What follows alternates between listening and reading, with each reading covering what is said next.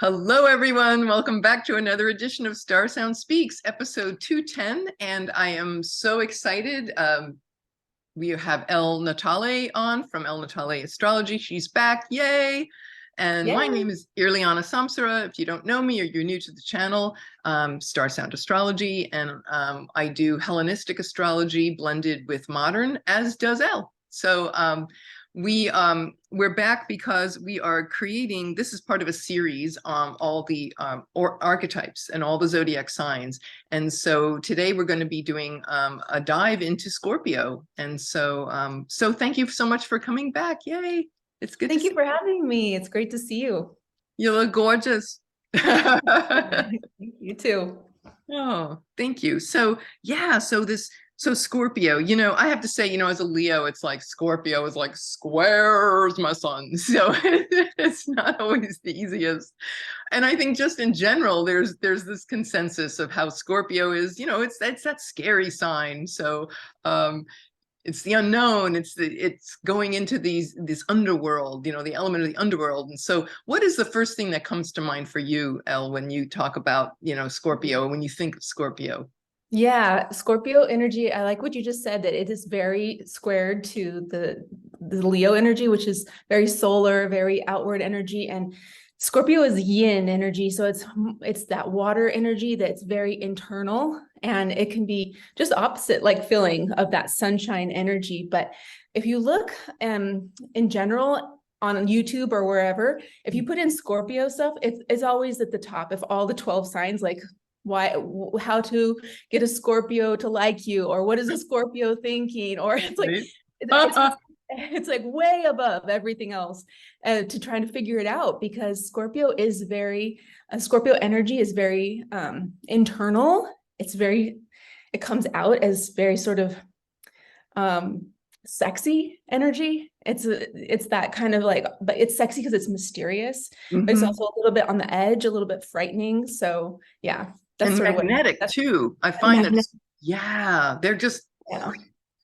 yeah, exactly. Sometimes that could be good, or sometimes that could be, like was it Keith, in a Keith Richard type of way, magnetic, oh bad boy, but I can't help myself.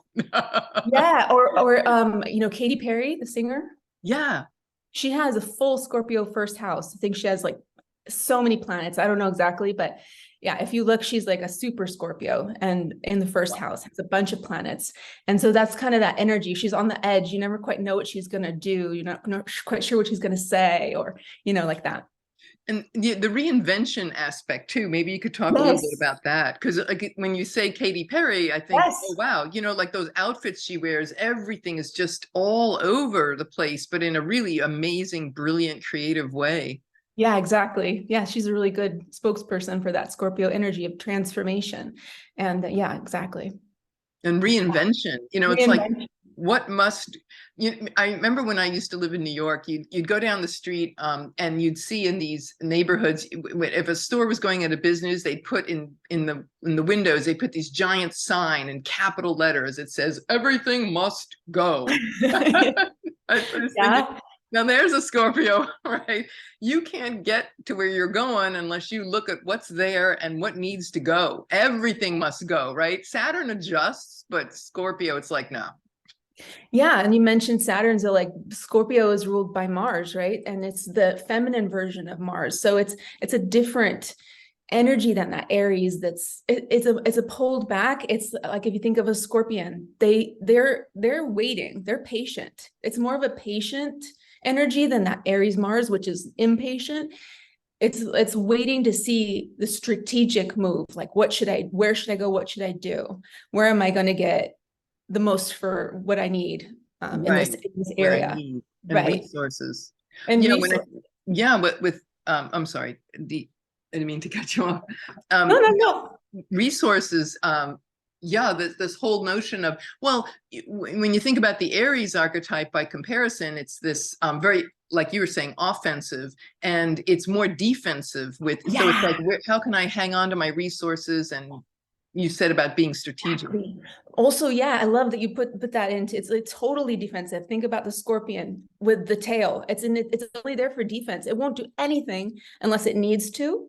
defend itself, right? Whereas Aries, it's going out to chase that energy. But this Scorpio energy is more like, okay, I'm going to hold back in this way and use my weapon when I need to, right? Right. To defend my, if I'm being impinged upon, I'm going to defend my life, myself, my resources, my little babies or whatever. Yeah. Exactly. And it's very an intense energy, right? So Scorpio is fixed. So it's a fixed energy in astrology. It's fixed and it's water. So it's like stabilizing, it's security, but for the emotional and soul realm. Like it wants to stabilize that. In order to do emotional stabilization, it's a lot of work. It's hard, to find security and stability in emotional or in your soul. So in order to do that, you have to do a lot of hard work. So I think that's where that Scorpio depth comes from. Is what they're looking for is to find this, or the Scorpio energy needs to find a stability in the emotional realm. And sometimes you have to go into the dark to do that. And you have to purge to find that stillness, right? Yes. It's like the mechanism is this purgative aspect. You can't get away with it. It's just how it is. It's the volcano that explodes and then everything has to settle. But that stuff, whatever's toxic, has to leave, has to be purged. Every Scorpio season, when the sun's in Scorpio, it's like that's the collective conversation is, you want light? Great. Look at the dark first, get that handled so that more light can come in. So yeah. And it is an energy of like something that you kind of have to go at alone too. It's not let's hold hands and do this together, Libra. It's a response to Libra. So I'm going into this place. Kind of Scorpio it's like a hero's journey. I kind of think of it like that. Mm-hmm. Where a hero's journey starts off with the hero losing everything. You got nothing else to lose. So you might as well go ahead and go forward. So that's kind of what Scorpio energy reminds me of. Yeah, that's interesting. And I love how you linked that from the previous sign, because it is this unfoldment of archetypes, one leading into the other, like passing the baton, where the Venus archetype of togetherness and connection, and then Scorpio was like, no, the severing of that to really it's not surface, and it's going deep into the underworld and discovering things and being comfortable with the unknown, which is, of course, who's ever comfortable with that? Nobody ever is like, I lost my job. Oh, I can't wait. It's like, no. Yeah, but like Scorpio has a passport to the darkness. Like that's their other home country. It's like it's like there's a passport to the darkness. I love that. They do. They can flow back and forth, and I can tell you that it's not a frightening thing for most people with a lot of Scorpio energy. It's just everybody else is kind of catching up to it. They're like, okay, yeah, I already can face this. I can already face that. Representing a lot of things that people just don't want to go through in general, right? It's something people, it's an energy that is on the flip side, it's a little bit obsessive or a little bit control driven. So it can go any which way, just like with anything. But like on the darker side of Scorpio, you can go into realms that are too hard to get out of, like that hero's journey, like that at the point where you can just stop and stay there and you kind of don't come back out. So the point is not to stay in a place of needing control or power or strategy to just make yourself go further. Right. But it's more to transcend the darkness. And the Scorpion can be seen with black light. So that's how scientists go out and they take a black light and they shine the black light and they can find a scorpion. So yeah, look it up. If you can see they shine like these bright green scarabs, like they're amazing. And they shine brighter in the darkness. The more dark it is, the brighter they shine. That's a great metaphor. I love it. They shine brighter in the darkness. Yeah, so they have a light like that's built in to go through the darkness. So that for me is strength. That's power, right? If you lean into that part of it and not obsessiveness or jealousy or control issues, but to see, what am I trying to control? What am I trying to control? The Scorpio part of us is get a hold of yourself. That's what we want to control. We need to control. Only thing we can control is ourselves, right? And how we respond to that darkness, or how we react to that darkness, or react to feeling out of control, right? Yeah. And also, and I think about too, I mean, you talk about the shadow of Scorpio, like the archetype of the energy vampire, where people are sucking off your energy, or you're doing it to others, you know, and it's often both ways. I mean, let's face it, it's always a two-way street. But that notion of hanging on, when you said about being obsessively controlling or hanging on, and with life, death, sex, you know, sexuality is part of life, right? And so we see these archetypes, obviously, when something is really out there in the news, when you see headlines around, you know, sex offenders or whatever, you figure, okay, you know, there's definitely some deep Scorpio stuff going on in that person's chart. But that the compulsive hanging, the shadow side, the shadow side, right? I mean, I like that you brought that up too. It's like a passive aggressiveness that I've observed with strong Scorpio energy. They're not going to come at you like an Aries Mars would. It's subversive almost. Right, the same word. Come at you from where you, or not they in general, but like that energy. Like if somebody has a lot of Scorpio energy, I also notice like revenge stories. I think also about The Godfather, right? Like to The my Godfather. face. Oh my God, that's a perfect example. They're gonna say it to my face. I'm gonna act fine. No, everything's cool. No worries. And then, you know, there's a horse head in your bed. No worries.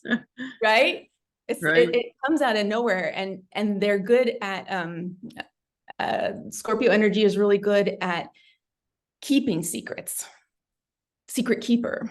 Right. Yes. Very much. And we think about like CPAs and accountants, you know, they have your secret, they have your money, your finances, they got all the records, right? Yep. Yeah. The secret keeping, if you think about what is a secret, right? What is a secret? When you have a whole secret, what do you have? Yeah. What do you have? You have power. Yeah. You have power. So when a Scorpionic person like holds the secrets, they have a lot more power over situations, right? Yeah, I'm thinking too of like famous people in history. What you were saying, Katy Perry is, but in history, Charles Manson was a Scorpio. Well, there's talk about the dark. I don't know if it gets any darker than that, but if you remember reading about, you know, how did he get that cult of women around him? Well, it was this magnetic presence, right? And people were just like spellbound by him. So it's this allure of the dark world, and how he could influence these women to be, you know, do his bidding. Yeah. And the question is to think about what were the women getting out of it? What were they trying to get through him? They were trying to find a mystery. They were trying to find an answer, right? He knew something that they didn't. He had a magnetism. He had power, and people are attracted to that. Yeah. Yeah. Now, on the brighter side, there are some nicer Lord, is it Lord or Lorde? I gotta ask your kids, right? Singer? Yeah, Lord. Yeah. Lord, and she's a Scorpio, a sun in Scorpio. Bjork, I loved when she showed up at the Oscars with that dress she's so famous for that swan that kind of wrapped around her, you know, it was like a giant swan. So cool. Exactly. Yeah, she's cool. So I know she's a Scorpio. And I'm just thinking of, Hillary Clinton, Bill Gates, you know, here are these big power brokers, right? Yeah. Jimmy Kimmel's a Scorpio. Did you know? Leonardo DiCaprio. Well, when you see his internal process, he's a fascinating actor to watch. I mean, man, they make damn good actors, right? Because they're able to access that deep well. And it's deep and rich and complex, and it's complicated, right? Scorpios are never direct. Yeah. But I think it's important to like, one of the things I'm really passionate about, and I think you can hear it when I try to speak, because I even catch myself, is that there is no such thing as a Scorpio. Do you know what I mean? Like, I have Scorpio rising. I'm Scorpio rising. Oh, you do? Yeah. Okay. And I have planets in Scorpio. Am I a Scorpio? No, I'm not a Scorpio sun, but I'm still a Scorpio. right? I mean, I really relate to that a lot because it's in my first house. I'm Scorpio rising. So what I try to do is like say Scorpio energy, because if you think about Charles Manson or Leonardo DiCaprio, they both have a magnetism, right? They probably both have that Scorpio sun. That's that baseline that they're coming from. But it depends on what's their rising, right? How they're presenting out into the world. So it's like, I just love this. Like we're like a recipe, and everybody has Scorpio. Like everybody can relate to this video because you just look in your chart and see where am I needing to look deeper? Where am I needing to go into like the dark depths? Where do I need to like reach back down so I can bring something back up worth having, right? Yeah. I would love to just run through the houses real quick, like a little, like which, when you have like Scorpio rising, Scorpio in the second, what that, like you just explained, Scorpio rising. I would say too, I love this book, Rulers of the Horoscope, Alan Oken, modern astrologer, but I always go back to this, what he says about Scorpio rising. This one line here. Well, he said the theme of regeneration, right? So in order to die, to regenerate, right? You purge, and there's life after that. So many people get hung up on the death part, and they don't realize there's a reason for this, right? Yes. So this theme of regeneration and the constant recreating of oneself is prominent in a Scorpio ruled life. So you're laughing. You've recreated yourself. I'm obsessed. I'm obsessed with, I'm an obsessive person, and that's very Scorpionic. I have multiple planets in my first house too. So those things I really relate to very deeply, but I also, I think it also depends on where your Mars is too. Yes. Yeah. Your Mars and the condition of the Mars.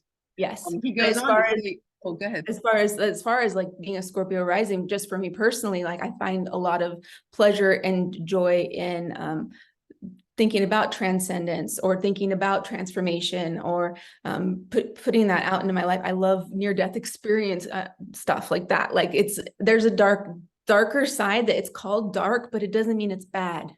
Right. That's the point. Like Scorpio gets such a bad rap for being, dark or bad, or Charles Manson gets brought up or whatever, but it's like, it's like, okay, fine. But what's the point? To bring up like, Leo to balance it. there's strength in darkness. There's power in darkness, but it's how you deal with it.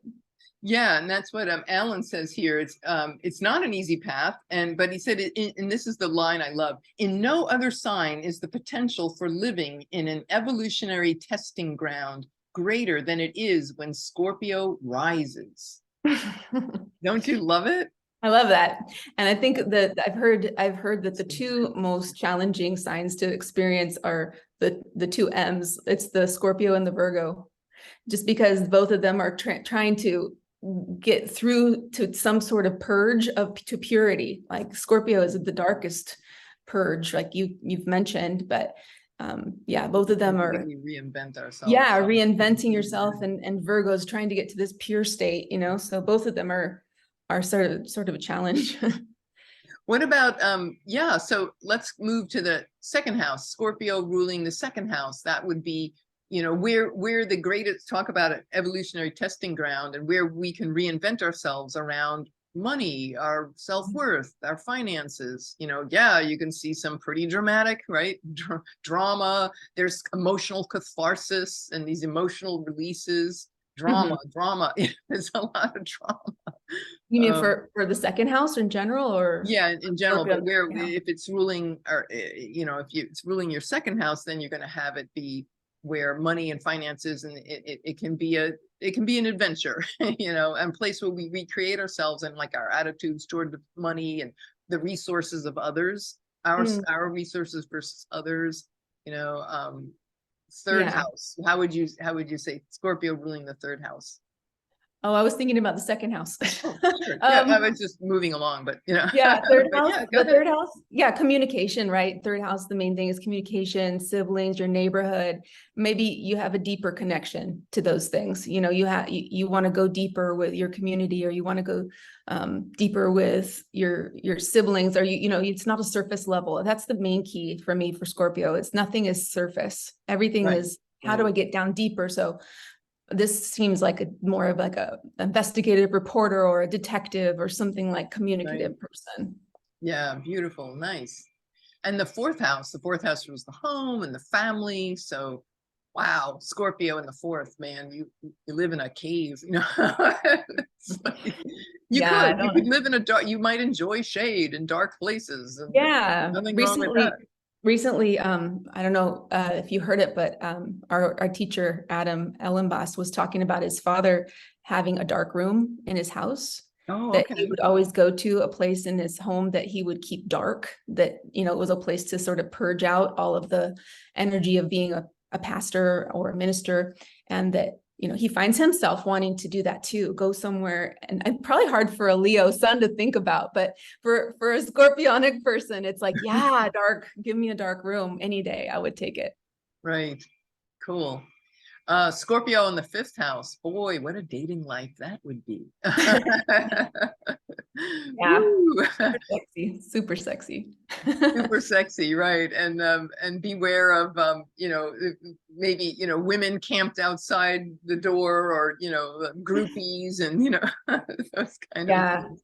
Or also a really deep relationship with your children. You know?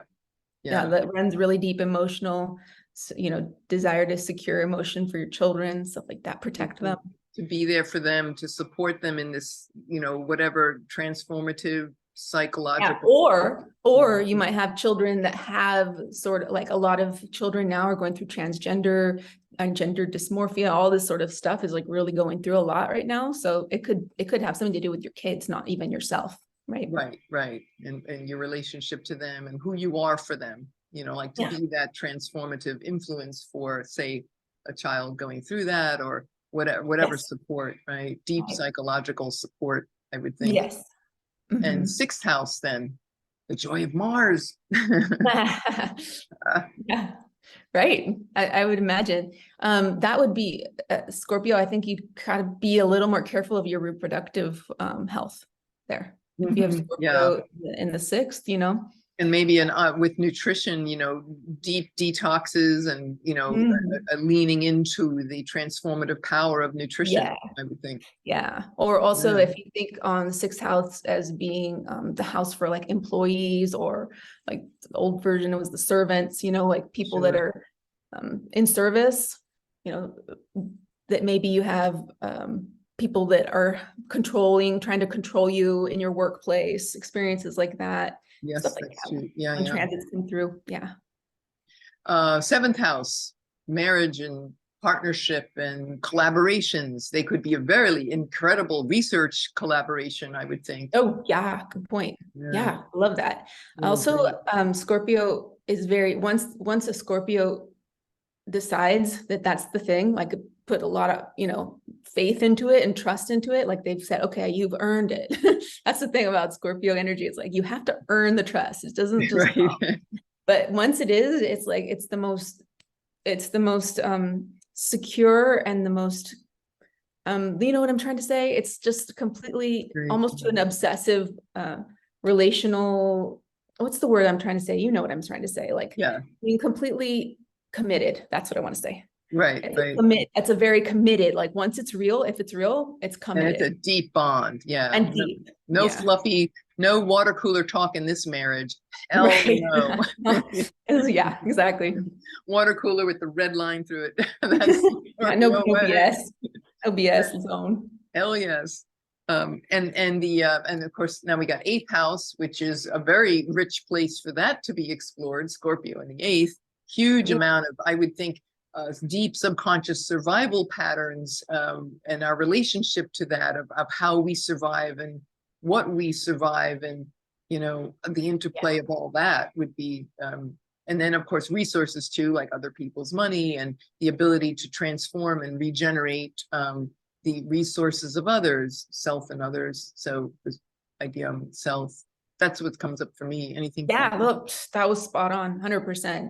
Also, maybe getting inheritances would be through, through like maybe different paths or something, like where you get benefits.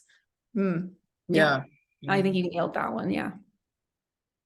Ninth house, so that's the house of God in ancient astrology. So higher wisdom, the occult, that you have some pretty amazing, I would think some deeply profound, cathartic, mystical experiences. 12th house too, but ninth house, Yeah. maybe philosophically and spiritually.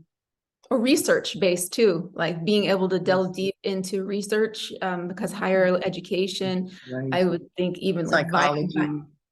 yeah, even viral things, like hidden things that are virology, I think it's called. Like Mhm. being able to do stuff like understand the deep meanings or reasons for Processes and things. Yeah. yeah, yeah, getting down to that, the very essence of what these things Yeah, are.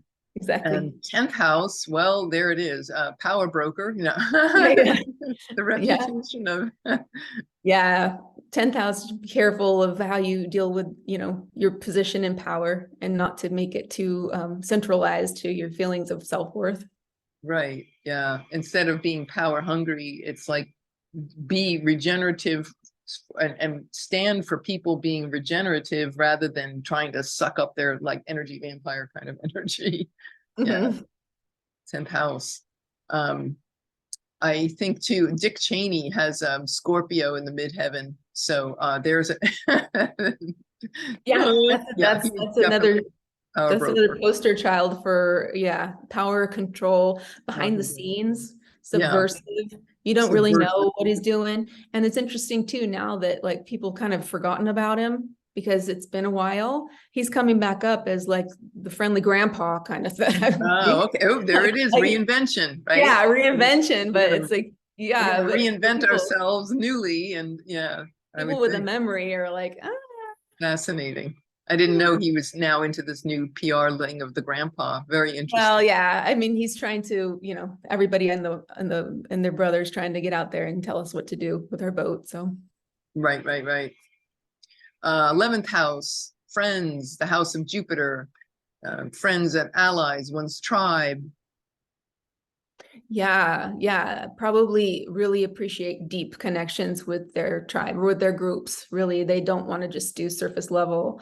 Um, want to do maybe group therapy for the world kind of thing, like bring forth um, an Mm. awareness of, even thinking like, it sounds a little dark and I don't know if this is quite right or not, but like the Me Too movement feels like it could have been, it's a group that's trying to expose the Me Too, Right, like the women's stuff. tribe that Yeah, are like addressing issues of binding together with your group to expose something that needs to be exposed, right? right, To make the world a better place. right, yeah, reinventing that whole notion about power and control and sexuality, taking one's power back as a Yeah, tribe. Yeah, yeah, I like that. That feels really yeah. good. And I think too of like Scorpio, the whole your hopes, wishes, and dreams are for these, diving deeply into these complex mysteries of life and death, and just having that shared value with people, your colleagues, and Yeah. people in life. Yeah. That's kind of like not going into it alone, like wanting to go deep with other people. Yeah. Right, right.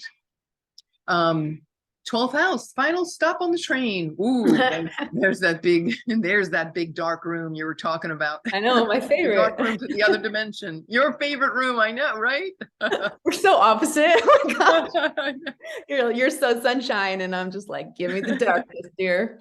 Yeah, that's totally. I love the 12th house. One day my progressed son will get into Scorpio. Okay. So then I will be more like, I'm gonna be a black lipstick on the podcast. Right. Then Yeah. we'll really be jiving, girl. Yeah, for Right. sure. It was my goth thing. Okay, guys, for the next 30 years, you're gonna she's a You'll be so goth good. now.